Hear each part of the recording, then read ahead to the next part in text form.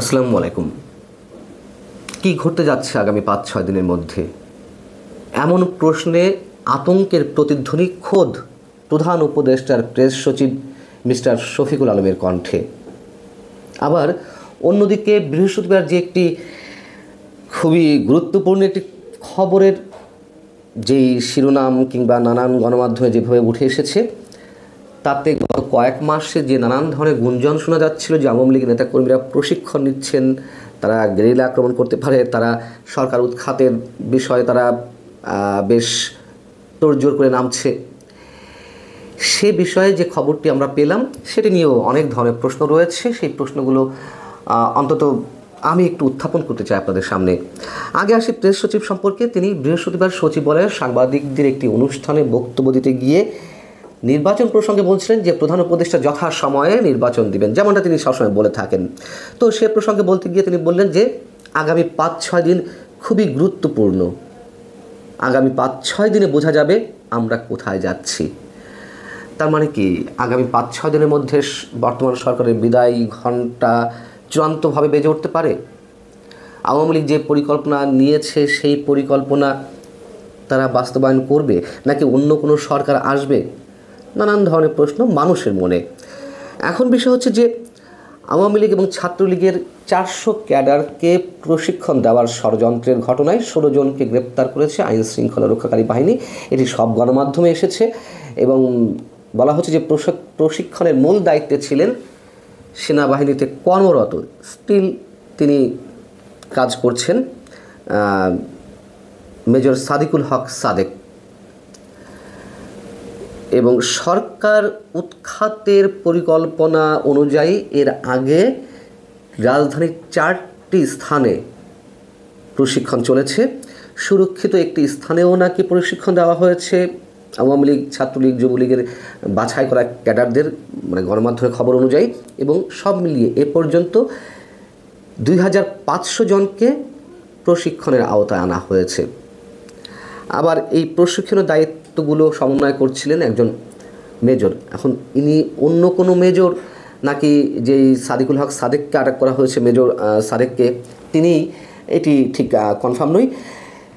এবং এই বিষয়টিতে সার্বিক সহযোগিতা করছিল নাকি যুবলীগ, আওয়ামী লীগের বেশ কয়েকজন নেতা।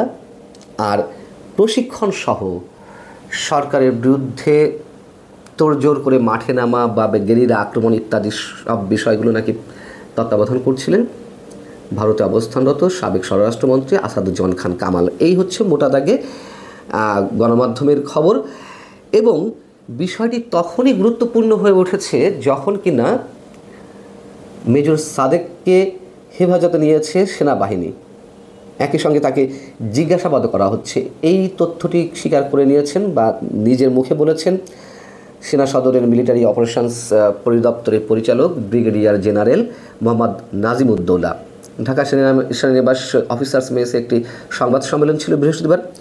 সেখানে তিনি এই বিষয়ে কথা বলেছেন। তিনি যা বলেছেন তা হচ্ছে এরকম যে মেজর সাদিকের বিষয়টি আমাদের নজরে এসেছে, যদিও বিষয়টি তদন্তাধীন রয়েছে, তারপরেও আমি বলবো এরকম একটা ঘটনার কথা জানার পরে সেনাবাহিনী তাকে হেফাজতে নিয়েছে, তার বিষয়ে তদন্ত চলমান রয়েছে। যেহেতু বিষয়টি তদন্তাধীন, তাই এ বিষয়ে এর চেয়ে বেশি কিছু তিনি বলতে চাননি। শুরুতেই যে কথা বলছিলাম যে এই যে প্রশিক্ষণের বিষয়টি নিয়ে, সেটি নিয়ে খুবই গুরুতর অনেকগুলো প্রশ্ন উঠতে পারে। প্রথম প্রশ্ন হচ্ছে যে আমি বলছি না যে এগুলো একেবারে গুজব বা গুঞ্জন আকারে একেবারে উড়িয়েও দিচ্ছি না, আবার সত্যতা কতখানি সেটি নিয়েও প্রশ্ন উঠতে পারে। প্রথম প্রশ্ন হচ্ছে যে সেনাবাহিনীতে কর্মরত একজন মেজর পদের একজন ব্যক্তিকেই কেন প্রশিক্ষণ দিতে হচ্ছিল? মানে এর চেয়ে আরও ভয়ঙ্কর কোনো প্রশিক্ষণ, গেরিলা আক্রমণের জন্য প্রশিক্ষণ, ট্রেনিং, এগুলো কি দেওয়ার মতন সাবেক কোনো সেনা কর্মকর্তা নেই বা অন্য কোনো ব্যক্তি নেই যে চাকরিতে থাকা অবস্থাতেই একজন মেজর গোপনে আওয়ামী লীগের নেতাকর্মীদের গেরিলা আক্রমণ শেখাচ্ছেন, কীভাবে করতে হয় না করতে হয়? এটি খুবই যৌক্তিক একটি প্রশ্ন আমার মনে হয়।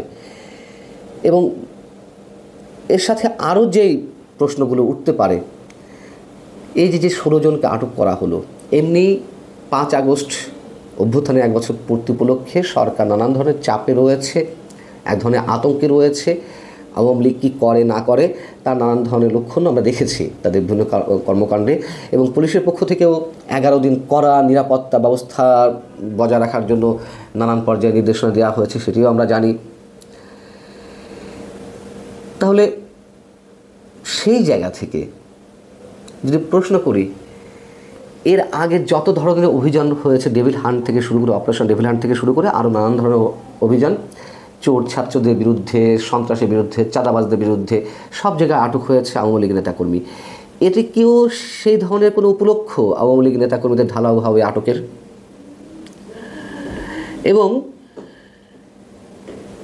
যেটি জানা গেছে গণমাধ্যমে, যে বসুন্ধরা গ্রুপের মধ্যে কোনো নির্জন কোনো স্থানে বা সুরক্ষিত কোনো স্থানেও নাকি প্রশিক্ষণ দেওয়া হচ্ছিল।